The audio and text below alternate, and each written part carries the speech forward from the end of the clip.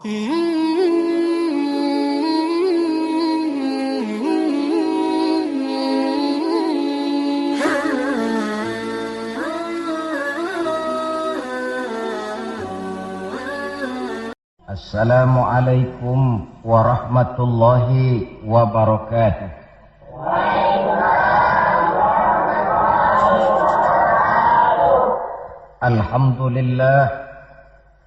Alhamdulillahillazi asra bi'abdihi laylan minal masjidil haram ilal masjidil aqsa. Wassalatu wassalamu ala sayyidina Muhammadin alladzi kanat hasanatuhu la tuhsa wa ala alihi wa ashabihi ahli sidqi wat tuqa, amma ba'du. Saudara-saudara hadirin yang berbahagia, manusia ini hidup dalam 3 dimensi waktu: masa lalu, masa sekarang, dan masa yang akan datang. Masa lalu katanya adalah kenangan. Masa sekarang adalah kenyataan, dan masa yang akan datang adalah harapan, impian, khayalan, atau cita-cita.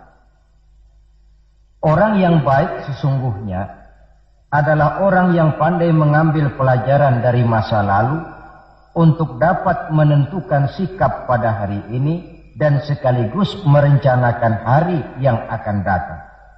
Sehingga hari ini harus lebih baik daripada kemarin, dan besok harus lebih baik daripada hari sekarang ini.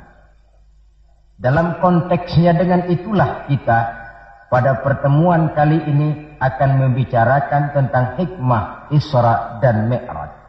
Satu peristiwa masa lampau yang tetap tidak kehilangan relevansinya untuk kita jadikan pelajaran bagi kita yang hidup di penghujung abad ke-20 ini. Kalau kita perhatikan, hampir setiap bulan dalam Islam ini mempunyai nilai-nilai sejarah. Kalau kita bicara Muharram misalnya, kita diingatkan dengan peristiwa hijrah. Kita bicara Ramadan, diingatkan dengan peristiwa nuzulul Quran. Kita bicara bulan Zulhijjah, diingatkan dengan peristiwa kurban. Kita bicara bulan Syawal, diingatkan dengan Idul Fitri. Kita bicara bulan Rabiul Awal, diingatkan dengan Maulid Nabi. Dan kalau kita bicara bulan Rajab, kita diingatkan kepada peristiwa Isra dan Mi'raj. Sebagai yang kita maklum, Quran itu memang bukan kitab sejarah. Tetapi Al-Quran banyak menceritakan peristiwa-peristiwa bersejarah. Dan kalau kita perhatikan, gaya bahasa yang digunakan oleh Al-Quran di dalam menceritakan peristiwa-peristiwa bersejarah itu berbeda satu dengan lainnya. Istimewa sekali bahwa untuk menceritakan peristiwa Isra dan Mi'raj, Allah memulai ayatnya dengan menggunakan kalimat tasbih. Seperti yang kita baca dalam surah Bani Israel ayat pertama. Subhanallazi asra bi'abdihi laylan minal masjidil harami ilal masjidil aqsa. Maha suci Allah yang telah menjalankan hambanya pada suatu malam dari Masjidil Haram di Makkah ke Masjidil Aqsa di Palestina. Mari kita coba dekati ayat ini per kalimat untuk memudahkan pengertian kita di dalam memahami peristiwa Isra dan Mi'raj ini. Ayat ini dimulai dengan kalimat subhanallazi. Dalam ilmu balaghah, kalimat semacam ini disebut dengan kalimat ijaz, yaitu kalimat yang redaksinya ringkas namun isinya padat. Di situ ada kata yang tersirat, yakni lafzul jalalah, sehingga asli kalimatnya subhanallahillazi, maha suci Allah. Dan ini disebut dengan kalimat tasbih. Banyak peristiwa-peristiwa bersejarah yang diceritakan dalam Al-Quran, tetapi jarang yang diawali dengan kalimat tasbih. Al-Quran menceritakan bagaimana Allah menciptakan Nabi Adam tidak dimulai dengan kalimat tasbih.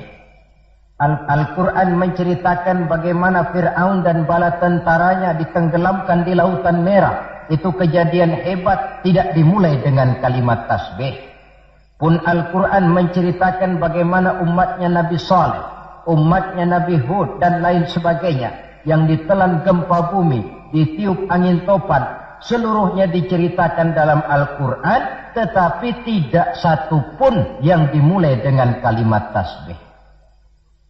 Istimewa untuk menceritakan Isra dan Mi'raj ini, Allah memulai ayatnya dengan kalimat tasbih.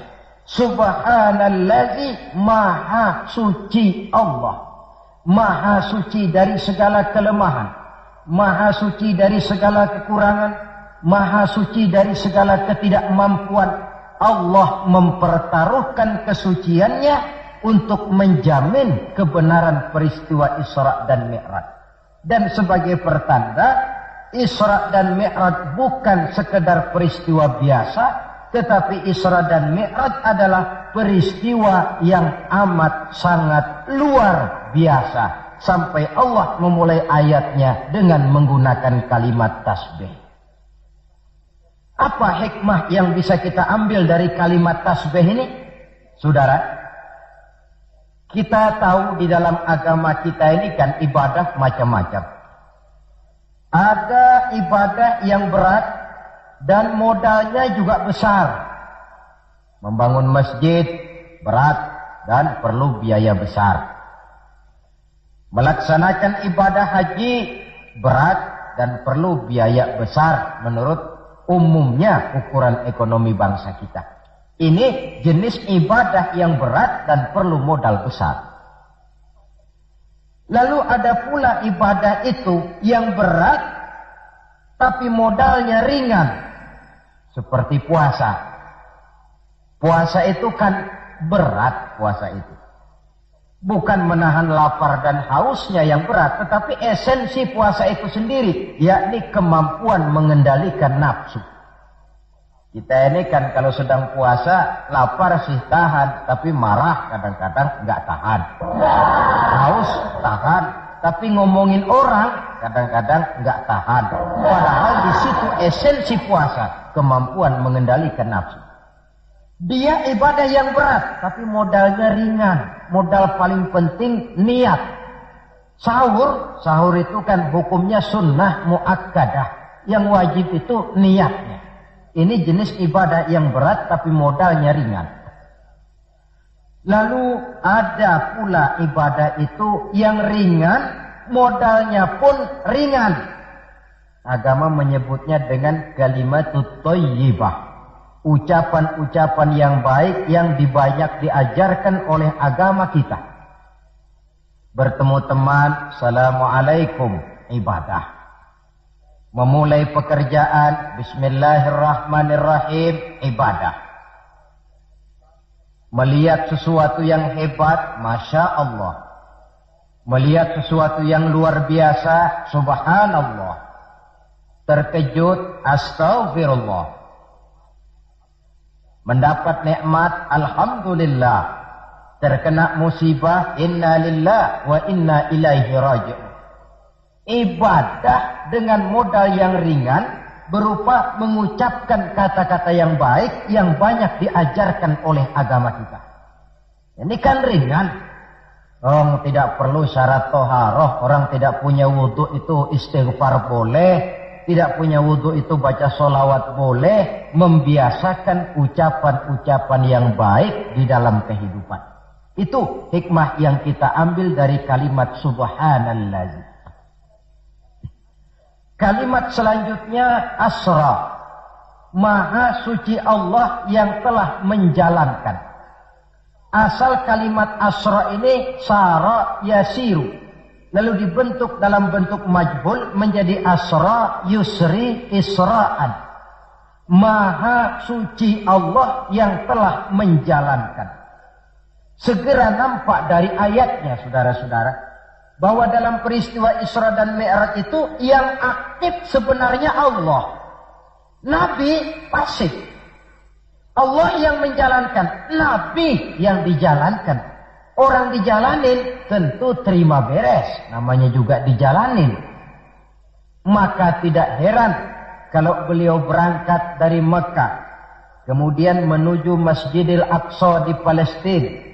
Dari sana naik ke langit pertama, 2, 3, 4, 5, 6, 7. Dari sana naik lagi ke Rafraful Akhdar, sampai ke Sidratil Muntaha, sampai di bawah Arsy, menerima perintah sholat, melakukan kunjungan ke surga dan neraka, kembali lagi ke Mekah tidak lebih daripada 1/3 malam. Kok bisa ya? Kalimatnya asra. Allah yang menjalankan, Nabi yang dijalani. Tentu saja karena dijalankan, beliau lalu terima beres.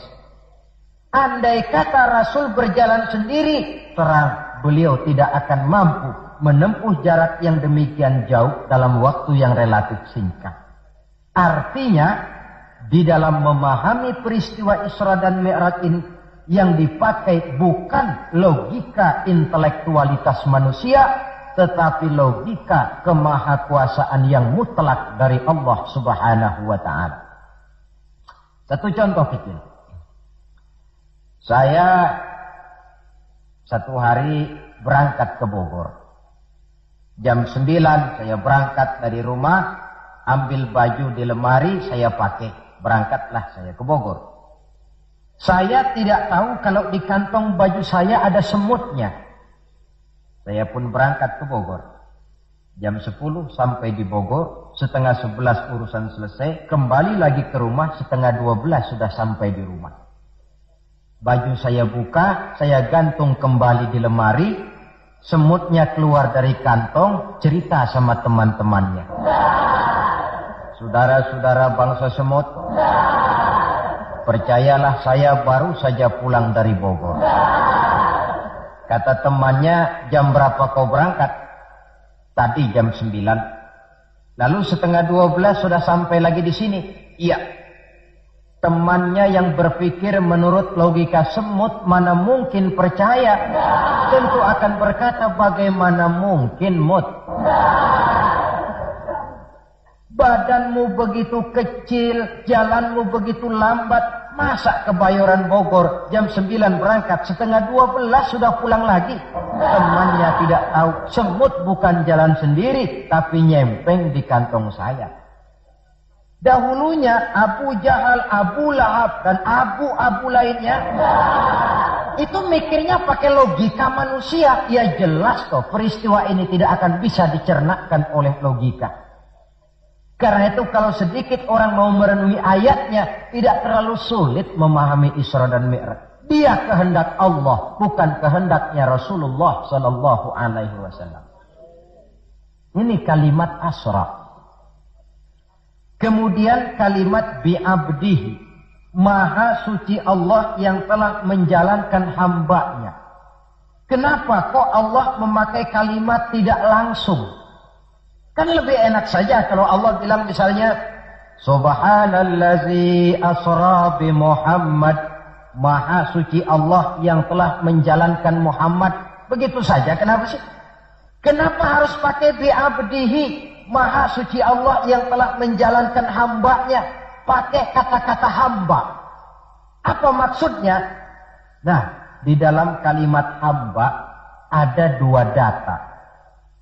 Data pertama, kalimat hamba di sini menjelaskan bahwa Nabi Muhammad itu Isra dan Mi'raj dengan roh dan dengan jasad sekaligus. Sebab apa? Orang hanya dipanggil hamba kalau punya roh dan punya jasad. Jasad tanpa roh namanya mayit. Roh tanpa jasad gentayangan, mungkin namanya pocong. Orang dipanggil hamba tentunya lengkap jasad dan roh sekaligus. Karena itu kalimat bi'abdihi sudah merupakan jawaban. Isra Mi'raj terjadi dengan jasad dan dengan roh. Itu data pertama.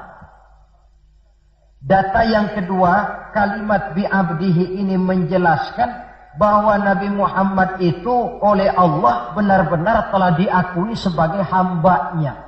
Maka lalu dipanggil hamba dalam ayat ini. Saudara mungkin lalu bertanya, kalau cuma sekedar urusan itu, apa kita ini bukan hamba Allah? Ya tentu, kita ini hamba Allah.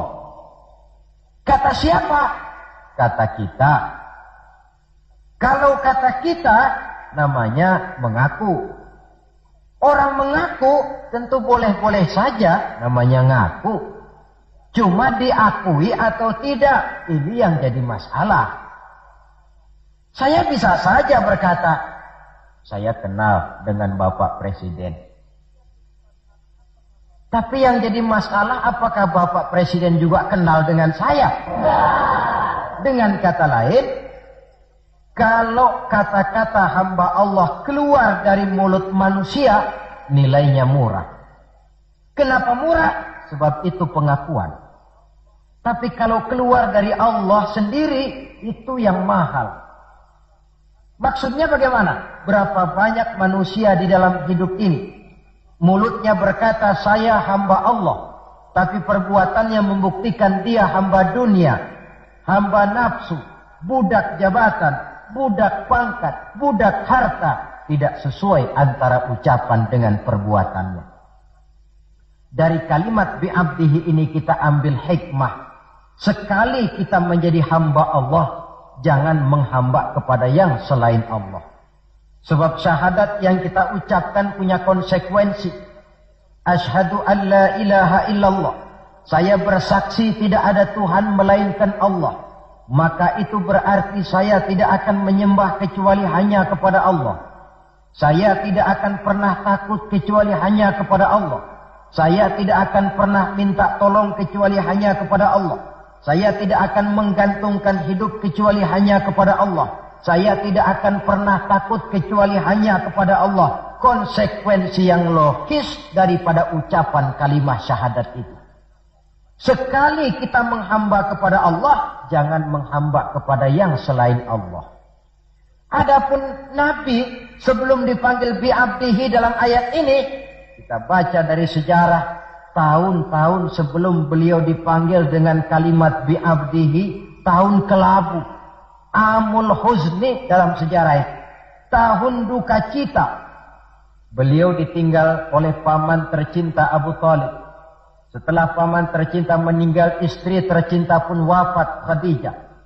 Wafat kedua pelindung ini, makin meningkat gangguan kafir Quraisy. Dihina, dicemoohkan, dicaci maki, dilontari dengan kotoran unta, bahkan akan diancam untuk dibunuh. Lulus menghadapi semua itu, Allah panggil beliau bi'abdihi. Seolah-olah Allah mengatakan, Muhammad itu betul-betul hambaku. Tidak bergeser nilai kehambaannya apapun yang menimpa dia. Saudara hadirin yang saya hormati, ini kalimat bi'abdihi. Jadi dari sini kita bisa memahami Isra yang merupakan perjalanan Nabi dari Masjidil Haram hingga ke Masjidil Aqsa. Dan Mi'raj yang naiknya Nabi dari Masjidil Aqsa menghadap Allah semata-mata merupakan peristiwa yang terjadi menurut apa maunya Allah. Nah, kemudian apa tujuan daripada Isra dan Mi'raj itu? Hakikatnya cuma Allah yang tahu tentu. Namun kalau kita lihat di penghujung ayatnya, kita akan menemukan kalimat linuriyahu min ayatina. Keseluruhan perjalanan yang ajaib itu, sejak berangkat sampai kembali, tujuannya linuriyahu min ayatina. Untuk kami perlihatkan kepada Nabi Muhammad itu sebagian kecil daripada tanda-tanda kebesaran kami. Untuk disampaikan kepada umatnya dan kemudian menjadi pelajaran di dalam mengarungi kehidupan. Seluruh perjalanan yang dilihat oleh Nabi, seluruh pemandangan yang ditemui di dalam perjalanan, itu merupakan sebagian kecil dari tanda-tanda kebesaran Allah. Dan itu merupakan tamsil, contoh pelajaran buat kita yang hidup di zaman sekarang ini. Misalnya, di dalam perjalanan, Rasul melihat ada orang mencakar-cakar mukanya dengan kukunya sendiri. Beliau bertanya, ya Jibril, itu orang macam apa?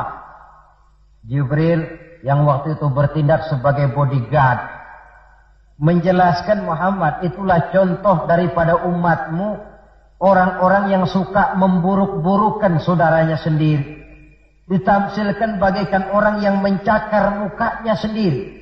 Sebab muslim ini bersaudara seperti satu tubuh. Jikalau yang satu sakit, yang lain akan ikut merasakan sakit. Jikalau satu terinjak, yang lain merasakan akibatnya. Ibu jari tersandung batu, mulut akan berkata aduh, air mata akan keluar, kepala mungkin akan ikut pusing, dan itu refleks tanpa harus menunggu undangan.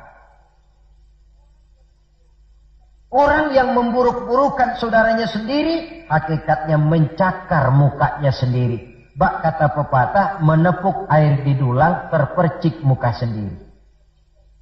Lalu beliau melihat pula ada orang dipotong lidahnya. Kata malaikat Jibril, Muhammad, itu tamsil daripada umatmu, orang-orang yang suka mengumpat, para pembuat fitnah, tukang bikin gosip dan menjelek-jelekan orang lain. Maka lidahnya akan dipotong sedemikian rupa.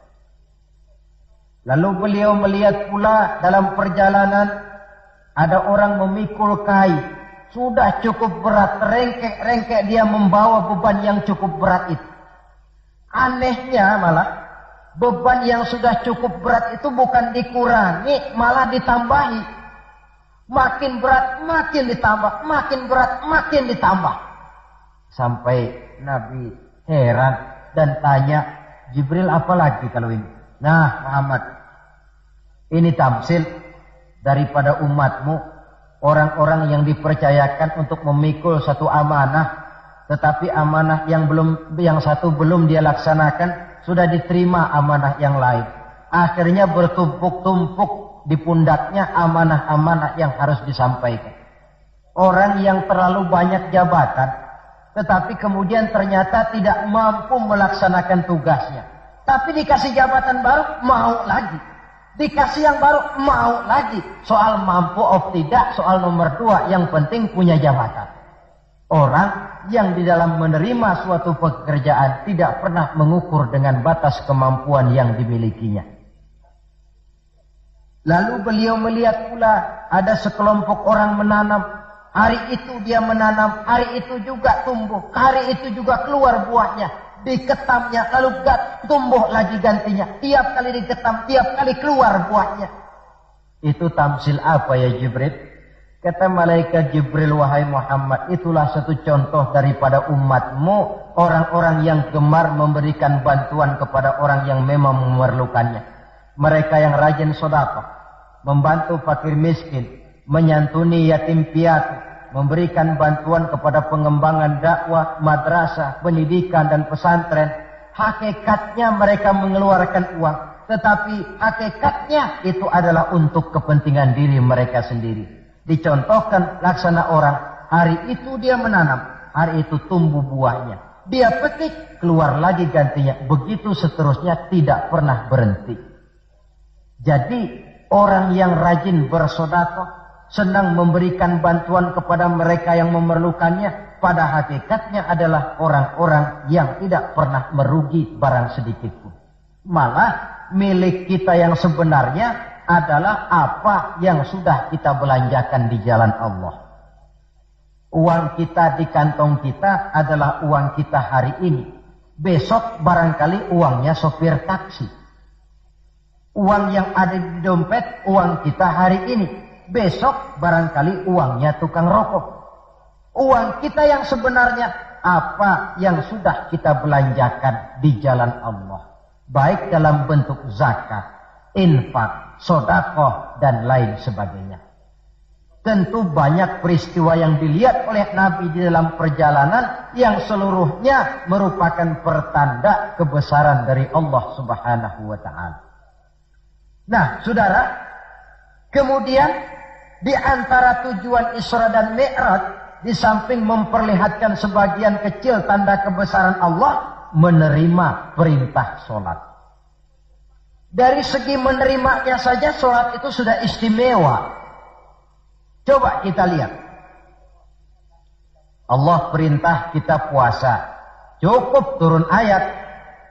Ya ayyuhalladzina amanu kutiba alaikumus siyam. Cukup turun ayat. Allah perintah orang yang mampu untuk melaksanakan ibadah haji. Cukup turun ayat. Allah perintah kita bayar zakat. Cukup turun ayat. Tapi Allah perintah kita sholat. Tidak cukup cuma sekedar turun ayat. Nabinya langsung dipanggil. Dari segi ini saja, sholat itu sudah istimewa. Benar kalau Nabi menyatakan, innama masalus sholati fid din kamasalir ra'si fil jasad.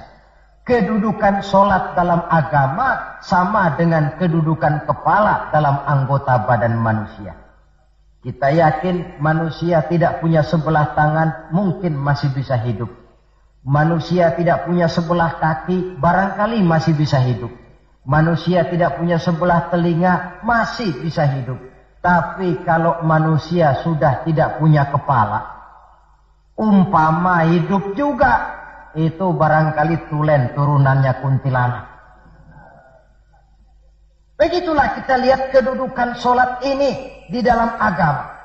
Begitu pentingnya sampai untuk menerima perintah sholat, Allah langsung memanggil Nabi kita Muhammad sallallahu alaihi wasallam.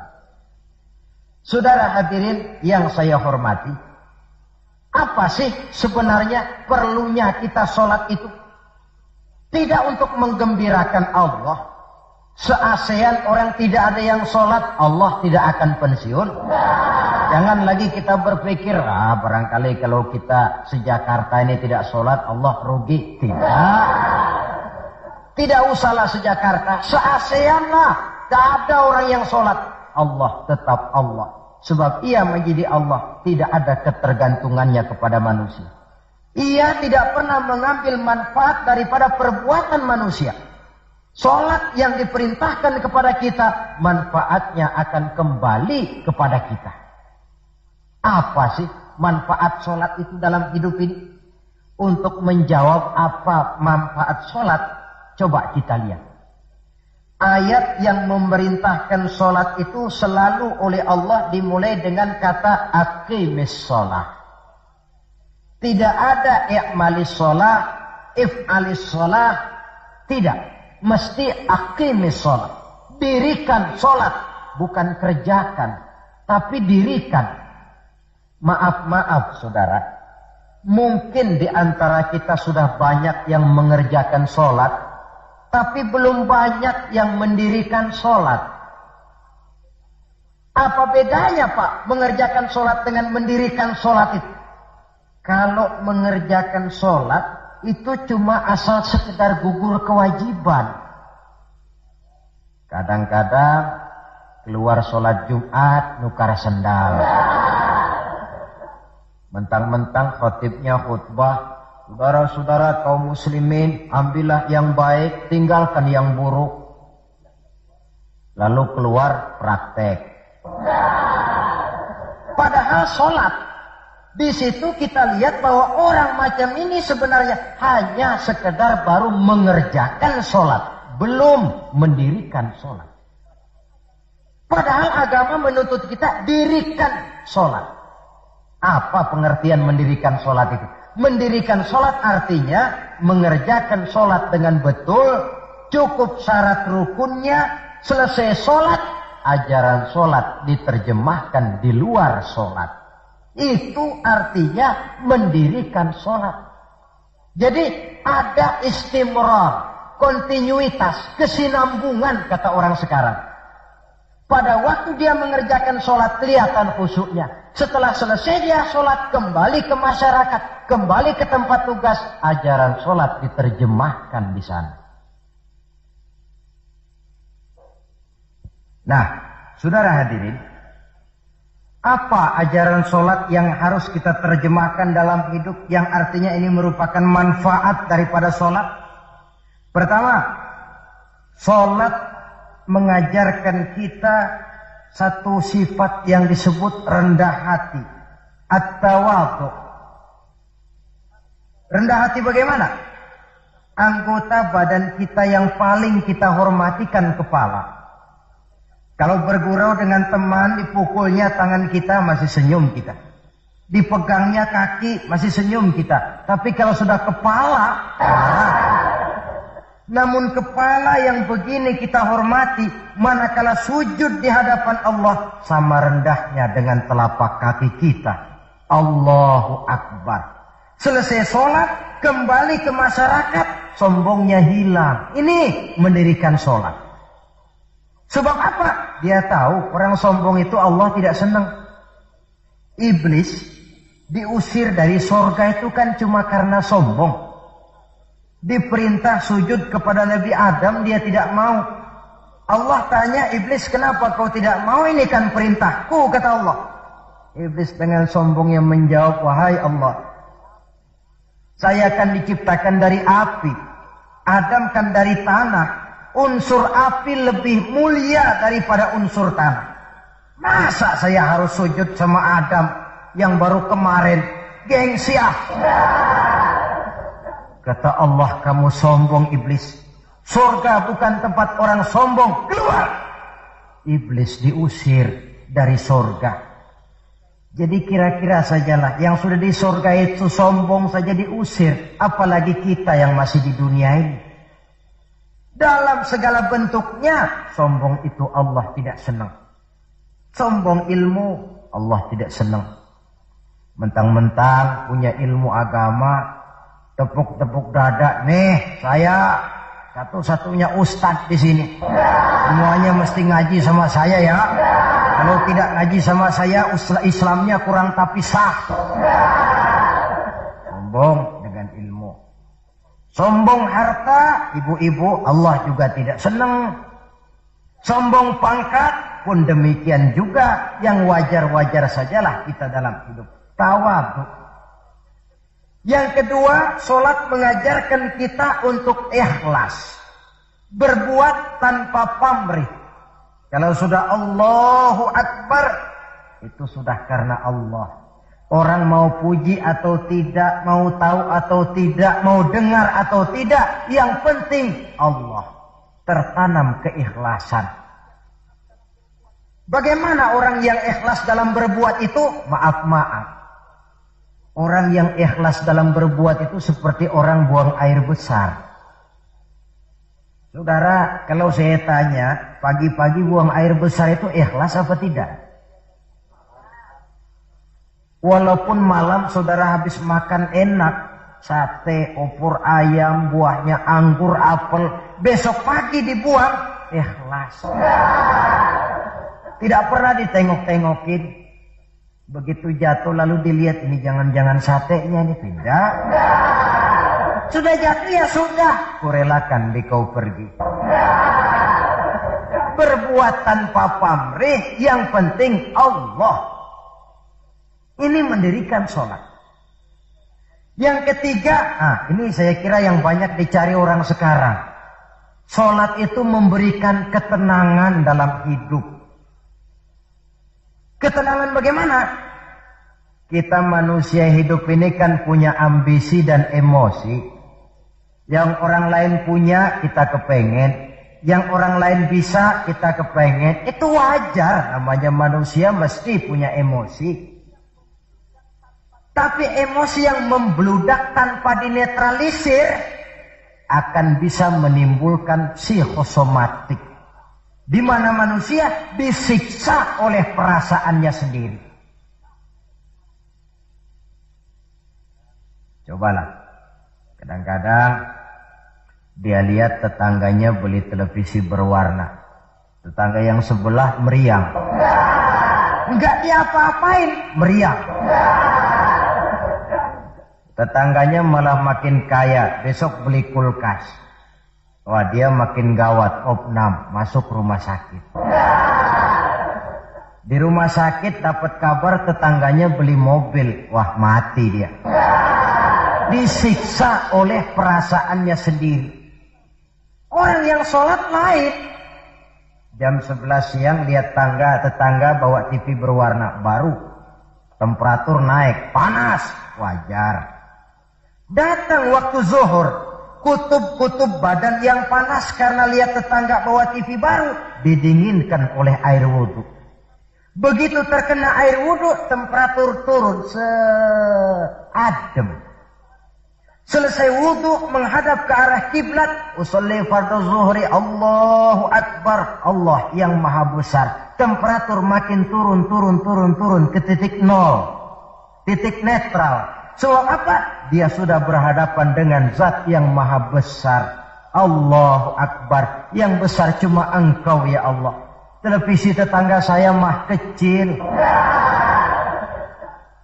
Itu sebabnya Nabi pernah mengisyaratkan tanda orang bahagia itu dalam urusan dunia dia lihat ke bawah, tapi dalam urusan akhirat, dalam urusan agama dia melihat ke atas. Kalau dia punya mobil dia berkata, alhamdulillah kita nih punya mobil. Tetangga sebelah cuma punya motor. Kata yang punya motor, alhamdulillah punya motor. Tetangga sebelah cuma sepeda aja kemana-mana. Kata yang punya sepeda, alhamdulillah punya sepeda. Tetangga sebelah kemana-mana jalan kaki terus. Kata yang jalan kaki, alhamdulillah masih bisa jalan. Tetangga sebelah lumpuh bertahun-tahun gak kemana-mana. Kata yang lumpuh, alhamdulillah masih hidup. Tetangga sebelah kemarin out gak balik lagi. Timbul rasa syukur. Lalu dalam urusan akhirat, agama melihat ke atas. Kalau dia bisa jaga sholat yang 5 waktu, kenapa saya tidak? Kalau dia bisa baca Quran, kenapa saya tidak? Kalau dia walaupun hidup sederhana berani membantu pembangunan masjid, musola, madrasah, kenapa saya yang lebih kaya tidak? Timbul keinginan untuk mencontoh. Mencontoh orang dalam ibadah menimbulkan kepuasan batin. Sebaliknya, mencontoh orang dalam urusan harta menimbulkan rasa penasaran, hasud, dengki, tidak senang melihat orang lain mendapat nikmat, dan paling akhir disiksa oleh perasaannya sendiri. Ketenangan dalam hidup, ketenangan dalam rumah tangga tercipta karena sholat. Cobalah, kalau seorang istri, suami ahli sholat, istrinya sholat, jam 4 bangun, dibangunkan istrinya, bu, mari sudah menjelang subuh, ayolah kita ambil air wudhu, berangkat. Selesai dia ambil air wudhu, dia sunnah qobliyahnya 2 rakaat. Kalau dekat ke musola masjid, jamaah ke musola masjid. Kalau jauh, jamaah di rumah. Nikmat rumah tangga muslim itu. Si suami jadi imam, istri jadi makmum. Suami takbir, istri takbir. Suami ruku, istri ruku. Suami sujud, istri sujud. Selesai sholat, assalamualaikum warahmatullah, assalamualaikum warahmatullah. Si istri mencium tangan suaminya, bang, kalau tadi siang banyak dosa saya, maafkan bang. Nikmat rumah tangga muslim tercipta karena sholat. Suatu hari bertengkar, yang ceng cong hang heng hong ribut suami istri. Datang waktu zuhur, kata suaminya, bu, waktu zuhur sudah datang. Pertempuran kita hentikan sebentar. Gencatan senjata mulai. Ayo kita sholat. Ayo kau jadi imam lah. Suami jadi imam, istri jadi makmum. Biar monyong-monyong dikit sholat. Saya sholat. Assalamualaikum warahmatullah. Assalamualaikum warahmatullah. Si suami menoleh ke belakang. Bu, kalau memang masih penasaran, terusin yuk.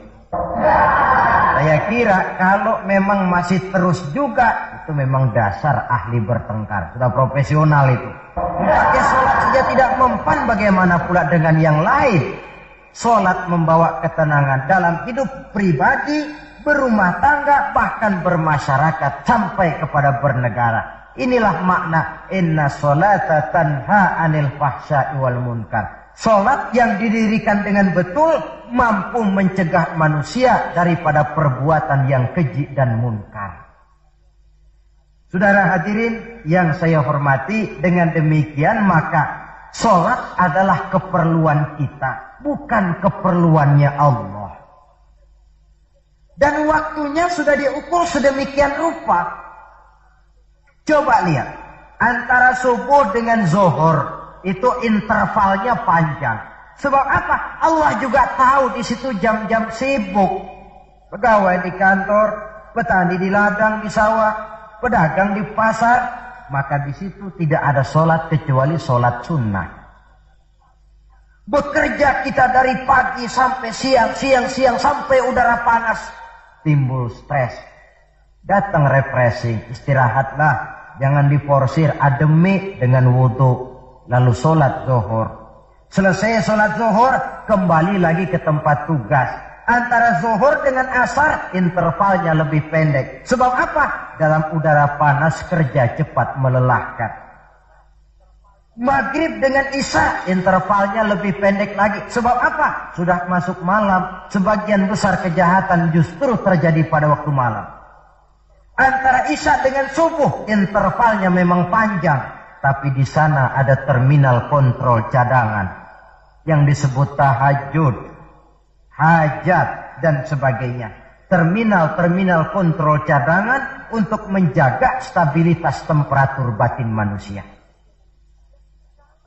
Jadi dengan demikian, kalau diabaikan, kerugian untuk manusia sendiri. Sebab hakikatnya Allah tidak pernah mengambil manfaat daripada amal dan perbuatan manusia itu. Nah, saudara-saudara, dari uraian yang singkat ini kita ambil beberapa kesimpulan. Pertama, Isra dan Mi'raj adalah maunya Allah. Kita manusia punya kemauan, Allah juga punya kemauan. Kalau kemauan kita sesuai dengan kemauan Allah, tentu jadi. Kalau tidak, ya tidak. Maunya Allah yang jadi, bukan maunya kita. Nah, agar mau kita dimaui Allah, caranya bagaimana? Mudah saja. Ikuti apa maunya Allah, nanti dia ikuti maunya kita. Dekati Allah, nanti dia dekat dengan kita. Kalau dekat, fasilitas tentu dikasih. Memang kita dekat sama lurah saja kadang-kadang dapat fasilitas kan. Dekat dengan orang-orang tertentu bisa mendapat fasilitas. Dekat dengan Allah, demikian juga adanya.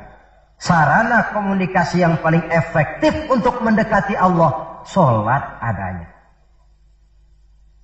Yang kedua, seluruh kejadian dalam alam hanya bisa terjadi karena dua proses.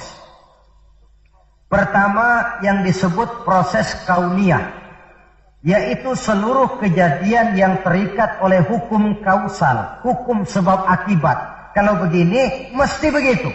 Kejadian seperti ini bisa diperhitungkan, dapat diperkirakan, dan bisa dianalisa. Tapi ada kejadian lain yang disebut proses rabbaniyah. Kejadian yang terjadi menurut apa maunya Allah dan tidak tunduk kepada manusia, kepada hukum kausal. Contoh, kalau ada anak kecil, logika kita akan lalu mikir, ini ada anak kecil, mesti ada bapaknya, mesti ada ibunya. Ibu bapak sebab anak akibat, itu proses kausal. Tapi kalau Allah yang mau, tidak mesti. Nabi Adam, ibu tidak ada, bapak tidak ada, Allah mau jadi. Tidak bisa diselidiki secara eksakt. Bagaimana ya proses terjadinya Nabi Adam secara antropologi budaya? Buntu. Nabi Isa, ibu ada, bapak tidak ada, Allah mau jadi. Tidak bisa diselidiki secara medis. Bagaimana ya menurut ilmu kedokteran? Kok Siti Maryam bisa hamil padahal dia tidak punya suami? Mukjizat. Maryam hamil tanpa suami, Allah yang mau. Cuma tentu agak kita sesalkan bahwa di zaman sekarang ini rupanya banyak juga perempuan-perempuan tidak mau kalah dengan Siti Maryam ini. Ini barangkali termasuk mukjizat abad 20. Saudara-saudara, otoritas intelektual perlu, tapi tidak bisa mentargetkan. Beberapa tahun yang lalu, Direktorat Vulkanologi itu sibuk mengawasi 2 buah gunung berapi yang dianggap bahaya kelas 1 dan setiap saat bisa meletus. Sore, pagi, siang, malam diawasi. Merapi di Jawa Tengah dan Anak Krakatau di Selat Sunda. Apa yang kemudian terjadi? Yang diawasi tenang-tenang saja. Yang tidak diawasi malah batuk-batuk. Galunggung. Begitu Galunggung meletus, komentar macam-macam. Kata Direktorat Vulkanologi, oh itu kan gejala alamiah. Gejala alamiah. Kata yang seniman, oh itu karena alam sudah bosan bersahabat dengan manusia. Macam-macamlah komentar. Tapi satu hal yang jelas, otoritas intelektual manusia itu harus sadar akan kelemahan keterbatasannya. Janganlah karena terlalu memuja otak sampai kita lupa kepada yang bikin otak. Sebab bagaimanapun jeniusnya otak manusia, yang bikin otak tentu lebih jenius lagi. Kita kagum dengan otak manusia, tapi kadang-kadang kita lupa dengan sang pembuat otak. Isra Mi'raj, proses Rabbaniyah. Allah yang mau, bukan Nabi Muhammad yang mau. Api, kalau menurut kita kan api itu panas membakar. Kalau menurut Allah tidak, api itu netral. Netral bagaimana? Terserah maunya Allah. Kalau dia mau api panas, ya panas. Kalau tidak, ya tidak. Panas dan tidaknya bukan untuk manusia, bukan untuk Allah, tetapi untuk manusia. Maka Nabi Ibrahim pada waktu oleh Raja Namrus dilempar ke kobaran api yang menggunung, seujung rambut pun dia tidak terbakar. Sebab apa? Ketika dia hampir jatuh ke dalam api, Allah berkata kepada api, ya naru kuni bardan wa salaman ala Ibrahim. Hai api, dinginlah kamu, selamatkan Ibrahim. Api tunduk kepada maunya Allah, seujung rambut pun Nabi Ibrahim tidak terbakar, malah kedinginan di tengah kobaran api. Kasus macam ini tidak bisa diselidiki secara eksakt. Bagaimana kok Nabi Ibrahim itu enggak kebakaran di dalam api? Oh, barangkali baca ayat itu tuh yang tadi itu. Saudara boleh coba. Bacalah ya narukuni bardan wa salaman alayya. Masuk saudara ke dalam api, insya Allah mateng. Kalau potongan kita, sebab yang kita mau itu belum tentu Allah mau. Kalau yang kita mau Allah mau, tentu jadi. Kalau tidak, tidak. Isra Mi'raj sekali lagi, peristiwa Rabbaniyah dan bukan peristiwa kauniyah. Logika dalam memahaminya bukan logika intelektual, tetapi logika kemahakuasaan yang mutlak dari Allah Subhanahu wa ta'ala. Yang ketiga, marilah kita berusaha agar setiap gerak hidup dalam dunia ini bernilai ibadah. Sekurang-kurangnya berupa ucapan-ucapan yang baik. Bukankah yang namanya ibadah itu ya sholat ibadah, puasa ibadah, zakat ibadah, haji ibadah. Tapi tidak terbatas kepada hanya sekedar itu. Membangun rumah sakit, membangun sekolah, membangun panti asuhan yatim piatu, itu keseluruhannya merupakan ibadah. Sekurang-kurangnya ibadah dalam bentuk ucapan-ucapan yang baik, yang menyenangkan orang dan berpahala kita mengucapkannya. Ini tidak terlalu sulit dan bisa kita praktekkan di dalam kehidupan sehari-hari. Begitu pentingnya soal ucapan, sampai dalam satu ayat Allah menjelaskan, wa qaulun ma'rufun khairun min shadaqatin yatba'uha adza. Ucapan yang baik itu lebih disukai Allah daripada sedekah tapi menyakitkan hati orang yang menerimanya. Sedekah itu pahalanya besar tentu, tapi kalau menyakitkan hati orang yang menerima, lebih baik ngomong yang enak-enak sajalah.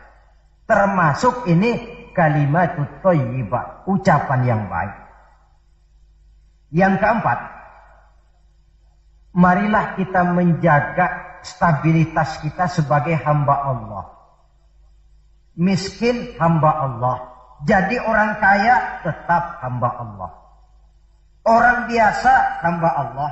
Punya pangkat, jabatan, kedudukan tetap hamba Allah. Dalam keadaan bagaimanapun posisi kita, nilai kehambaan jangan bergeser adanya. Yang kelima, Isra Mi'raj sesungguhnya merupakan batu ujian. Setelah terjadi peristiwa Isra Mi'raj kelihatan mana yang loyang, mana yang emas, mana yang batu kerikil, mana yang mutiara dan intan. Setelah terjadi Isra dan Mi'raj, yang beriman makin mantap imannya.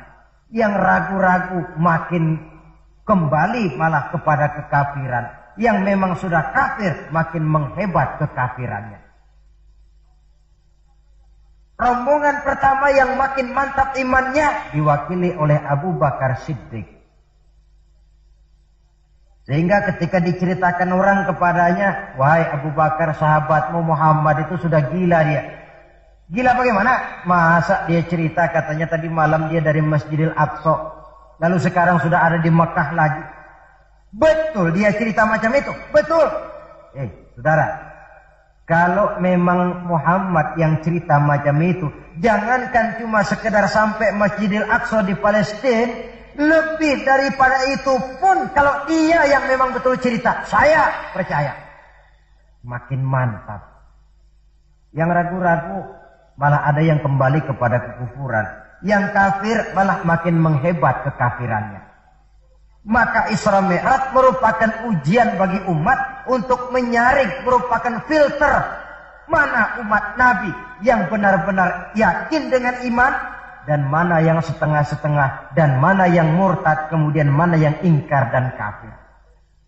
Oleh karena itu, hakikatnya kejadian apapun yang kita alami dalam hidup, hendaklah berlaku seperti Nabi Sulaiman alaihi salam. Diberikan beliau kekuasaan, diberikan pengetahuan, diberikan harta yang banyak. Atas semua itu, beliau hanya berkata, hadza min fadli rabbi liyabluwani aashkuru am akfur. Semua ini, kekuasaanku, hartaku, ilmu pengetahuan yang diberikan kepadaku, ini cuma sekedar karunia untuk menguji diriku, adakah aku bersyukur karenanya atau malah aku menjadi ingkar karenanya. Maka bersyukurlah kita yang hidup di satu zaman yang jauh dari zamannya Rasulullah. Kita belum pernah berjumpa dengan beliau, belum pernah mendengar suara beliau, tidak melihat gerak langkah di perjalanan beliau. Entah kita beriman dengan peristiwa Isra dan Mi'raj ini. Jauh lebih beruntung daripada orang-orang yang langsung ditongkrongi Nabi. Mereka melihat wajah Nabi, mendengar Nabi membaca wahyu, melihat mukjizat, tetapi mereka tidak juga mau beriman.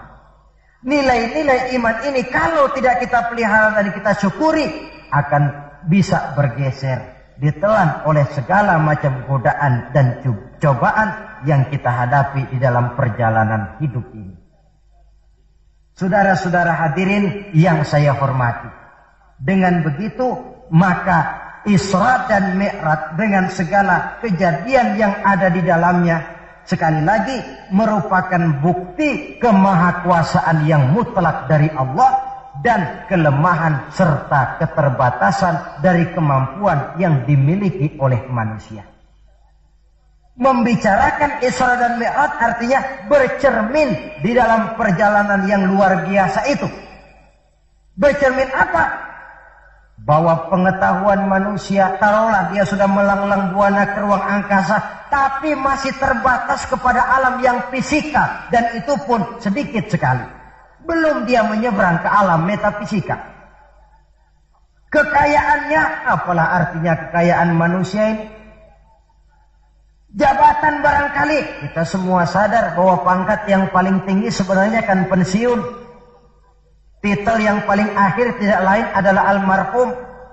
Setiap kita akan berjalan ke arah itu, sehingga tidak terkena apa yang diingatkan Allah. Kalla innal insana la yatgha ar-ra'ahu istaghna. Manusia itu mudah lupa diri manakala melihat dia sedikit mampu, kaya, berkuasa, pandai, mudah lupa diri. Cobalah lihat berapa banyak orang-orang yang tadinya sudah adil, berjuang menegakkan keadilan, namun di tengah jalan dia bisa berbalik, meluncur menjadi orang yang justru menginjak-injak keadilan itu sendiri. Berapa banyak orang-orang yang tadinya sudah benar, berjuang menegakkan kebenaran, atau sekurang-kurangnya berniat untuk membela kebenaran, tapi di tengah jalan dia bisa berbalik menjadi orang yang justru hanya mau benar sendirian, walaupun tidak benar bagi orang lain. Wa idza massal insana durru da'ana li janbihi aw qa'idan aw qa'ima falamma kashafna anhu durrahu marra ka'an lam yad'una ila durrin massahu. Kalau manusia ditimpa kesulitan, dia bermohon kepada Allah supaya dihilangkan kesulitan, baik pada waktu berdiri, sambil berbaring, sambil tidur. Manakala kesulitan sudah dihilangkan, marra ka'an lam yad'una ila durrin massahu, dia pun berjalan dengan sombongnya, seolah-olah belum pernah minta tolong kepada Allah. Ini kecenderungan manusia. Itulah sebabnya yang terakhir sekali dari pembicaraan kita kali ini, puncak kebahagiaan seorang muslim tidak lain adalah bertemu Allah. Bagaimanapun nikmatnya masuk surga, kalau diukur dengan bertemu Allah, masih jauh lebih nikmat bertemu Allah. Nabi di puncak perjalanan Mi'raj bertemu Allah, tapi pertemuan itu diawali dengan berbagai macam cobaan, ujian, fitnahan, sampai kepada ancaman akan dibunuh. Paling akhir beliau mendapat perkenan bertemu Allah, puncak kebahagiaan hidup yang belum pernah diberikan kepada seorang pun manusia, baik sebelum atau sesudah beliau. Jadi begitulah seperti pepatah bilang, habis gelap mesti terbit terang. Inna ma'al usri yusra. Di balik segala kesulitan itu, insya Allah akan menunggu kemudahan. Kesulitan adalah bagian daripada hidup. Bukan untuk ditakuti, tetapi untuk dicarikan jalan keluar bagaimana pemecahannya. Saudara, inilah pembicaraan kita pada pertemuan ini. Walaupun selintas, mudah-mudahan bisa memberikan gambaran tentang Isra dan Mi'raj yang pada gilirannya akan memperkuat nilai-nilai keimanan kita dalam rangka melaksanakan apa yang diperintah Allah dan menjauhi apa yang dilarangnya. Terima kasih banyak atas perhatian saudara. Mohon maaf atas segala kekurangan. Usikum wa iyaya bitaqwallah. Wassalamualaikum warahmatullahi wabarakatuh.